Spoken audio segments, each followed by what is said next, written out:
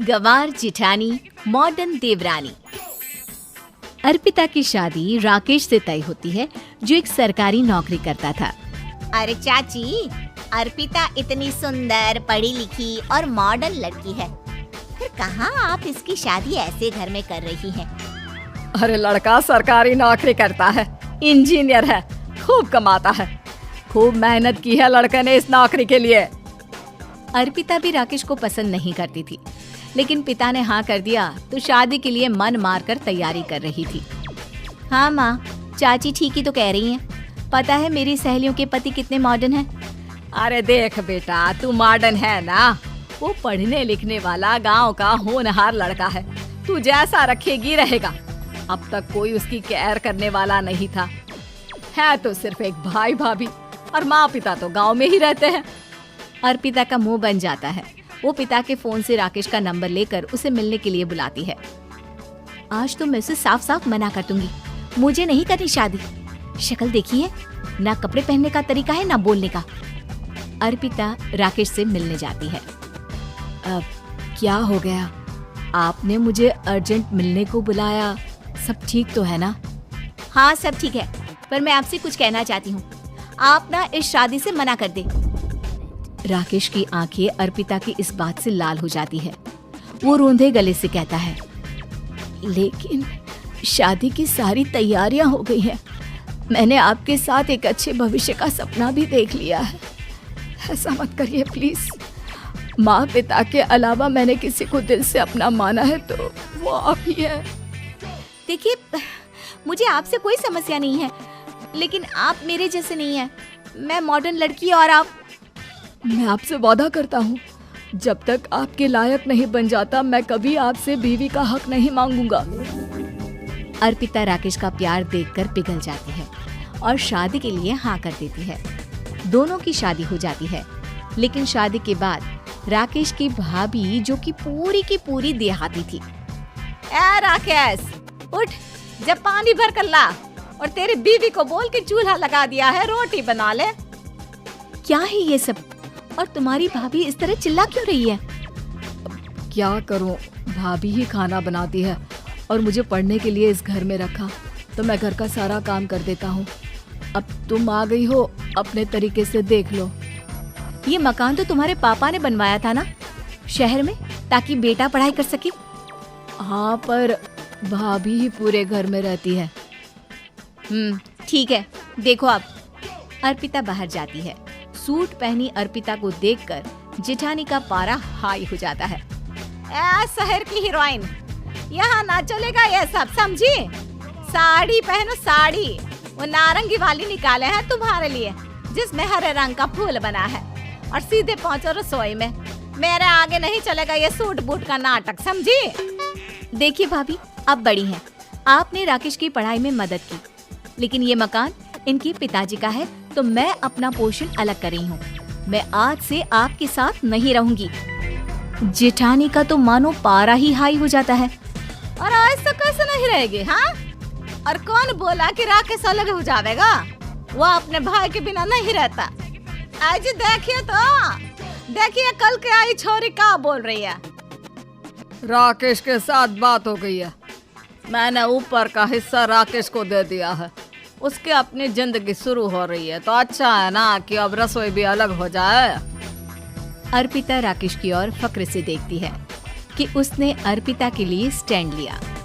अर्पिता बाजार में जाकर सारा रसोई का सामान ले आती है। पिता के दिए सामान से घर सजाती है और अपने तरीके से पूरे घर की सजावट करती है। शाम को राकेश ऑफिस से आता है। कुर्ता पैजामे में राकेश को देखकर, अरे ये क्या पहना है? भाभी सिलती है ना कुर्ता, मैं सारी कमाई भाभी को ही दे देता हूँ। लेकिन अब ना बीबी को देना होगा, क्योंकि भैया भी अच्छी नौकरी करते हैं। भाभी अपने पति का पैसा संभाले और मैं अपने पति का पैसा संभालूंगी। तभी भाभी आ जाती है। अरे देखो, बहुत हो गया। हाँ, अलग रहने तक तो ठीक था, लेकिन पैसा हम एक फूटी कौड़ी नहीं देंगे। बचपन से तुम्हारे पति को हमने पाला है, उसका हिसाब दो। अच्छा, हिसाब चाहिए? कितना पढ़ी है आप जो आपको हिसाब चाहिए? बड़े भाई हैं उनके, जिन्होंने उन्हें पढ़ाया लिखाया, वो हिसाब मांगेंगे तो जरूर दे दूंगी भाभी। अरे देख, हाँ, अगर तूने पढ़ाई की है तो मैं भी अंगूठा छापना हूँ। अरे 5 की रात तक पूरी पढ़ाई की है, समझे? वैसे भी कल इन लोगों के माँ बाबूजी आ रहे हैं गांव से, वही लोग ठिकाने लगाएंगे तुझे। अगले दिन सास ससुर आते हैं, दोनों बहुत ही सीधे लोग। अच्छा किया जो ऊपर के हिस्से में राकेश की गृहस्थी लगा दी। अब दोनों बेटे अपना अपना देख ले। छोटी बहू कहाँ है? अरे बहुत ही चालाक है माँ जी, ऐसी जबान चलाती है जैसे दर्जी कैंची चलाता है। वैसे बहू तुम भी कम नहीं थी। और सुनाओ। तभी छोटी बहू सास ससुर के पैर छूकर उन लोगों को चाय और नाश्ता देती है। माँ जी, आप थक गई होंगी, मैं खाना लगा देती हूँ, ऊपर आ जाइए चाय पीकर। अरे बस बस, यही रहेंगे वो, क्योंकि बड़ी बहू मैं हूँ। हमेशा से इनके माँ बाबूजी मेरे पास ही आए हैं। चलिए माँ जी, आप ना किचन में खाना बनाइए, मैं जरा बाजार होकर आती हूँ और फिर साथ में खाना खाते हैं। जेठानी बाजार निकल जाती है और सास ससुर बेचारे घर पर अकेले। फिर दोपहर को, माँ जी, मैंने आप सभी के लिए खाना बनाया है। माना मैं छोटी हूँ, लेकिन अच्छा लगेगा अगर आप लोग मेरे साथ रहें। वैसे भी यहाँ है कौन बेटा, चलो ऊपर राकेश के पास ही चलते हैं।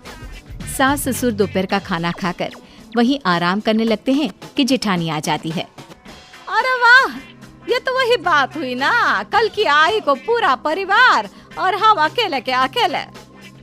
भाभी देखिए, परिवार में प्यार से रहा जाता है, ना कि चालाकी से। अम्मा खाना कैसे बनाती, पहले ही गांव से थक कर आई हैं। हाय रे दया, तो मैं का बाजार से ऐस करके आ रही हूँ। अरे भूख के मारे मेरा सर दर्द हो रहा है और यहाँ मेरी फिक्र कौन करेगा। अरे तो किचन में खाना है, लगा देती हूँ मैं भाभी। बड़ी बैठकर खाना खाती है और शाम को जब राकेश घर आता है। अरे राकेश, तू तो पूरा हीरो लग रहा है इन कपड़ों में। ऐसे कपड़े पहले क्यों नहीं पहनता था? राकेश बीवी की तरफ देखता है और फिर कहता है, माँ, पहले पहनाने वाली नहीं थी ना। हाँ हाँ, और हम जो हाथ से सिल सिल कर कुर्ता पहनाते थे उसका का? अरे तुम्हारे भैया तो आज भी पहन रहे हैं। तभी अर्पिता सास के लिए कपड़े और ससुर के लिए शर्ट पैंट ला कर देती है। उन लोगों को फ्रिज से ठंडा पानी और टीवी में फिल्म दिखाती है। अरे कब से इनको बोल रहे हैं कि फ्रिज वाले आओ, लेकिन ये है कि मानत ही ना है। बहू, अब तो तुम ही समझाओ ससुर जी को। नहीं पापा, आप फ्रिज मत लीजिए। अरे वाह रे छोटे, खुद फ्रिज का ऐसे का मजा ले, और इनकी माँ के पास फ्रिज भी ना हो। अरे देखा पिताजी, देखा माँ जी कब बोल रही है। अरे उसकी पूरी बात तो सुन लो कि वो क्या बोल रही है। वो इसलिए क्योंकि अब माँ जी और पापा यहीं रहेंगे मेरे पास। घर को घर सिर्फ मॉडर्न या गांव की सोच नहीं, बल्कि संस्कार बनाते हैं भाभी, और संस्कार अच्छे हो तो सब सही हो जाता है।